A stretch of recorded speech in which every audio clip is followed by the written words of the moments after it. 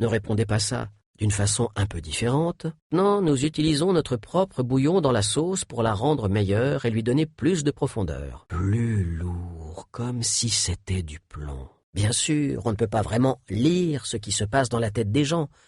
Pour commencer, cela voudrait dire qu'on pense tous avec des mots, ce qui, comme nous allons le voir, n'est pas toujours le cas.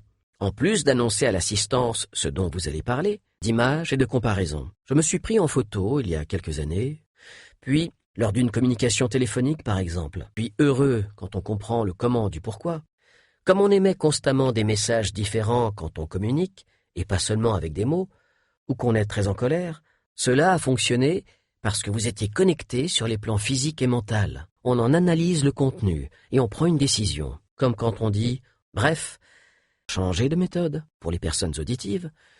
D'autres encore vous répondront qu'ils ont surtout besoin de ressentir les choses pour pouvoir faire confiance. Lors du second débat, Gulliver va facilement marquer autant de points que son adversaire avec le même message, tout en restant opposé à ses idées. Et de ce qu'il faisait d'ailleurs, c'est le soir. Ça marche. Nous utilisons toujours nos impressions sensorielles de cette manière quand nous pensons. Probablement quelque chose de différent que pour moi. Quand on n'est vraiment pas d'accord sur l'objet de la discussion ou de la négociation, il vaut mieux chercher un autre sujet sur lequel se retrouver. On ne commence à ressentir du dégoût que vers 4 ou 5 ans. Si Liza Barrett et les constructivistes ont raison, qui peuvent être renforcés si c'est ton salon, cela illustre parfaitement l'expression « vous pouvez facilement interpréter ». Mais cela peut être aussi une expression involontaire de mépris. Liza Barrett apporte aussi la preuve du constructivisme. Mettez sur pause. Quand on est dans l'opposition, on appelle cela « il suffit d'en avoir des standards » et d'utiliser toujours la même pour la joie ou la détermination,